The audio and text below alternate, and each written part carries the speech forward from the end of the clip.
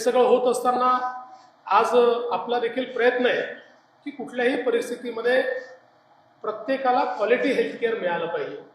आणि quality healthcare देताना महाराष्ट्र एक असं राज्य आहे की ज्या राज्याने आपण या ठिकाणी महात्मा फुले जनआरोग्य योजना सुरू केली आणि या योजनेच्या माध्यमातून 5 लाखापर्यंत प्रत्येक व्यक्तीला युनिव्हर्सल ती योजना केली।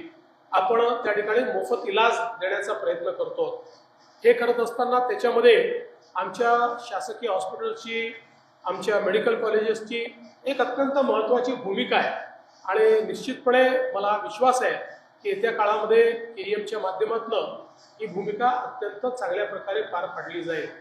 आज आपल्या महानगरपालिकेच्या माध्यमातून आणि राज्य शासनाच्या माध्यमातून आपल्या या सगळ्या संस्थांमध्ये अधिक आधुनिकता कशी आणता येईल असा आपला प्रयत्न चाललेला आहे। जे काही चांगलं आहे ते आपल्याला या ठिकाणी कसं सुरू करता येईल हा आपला प्रयत्न चाललेला आहे।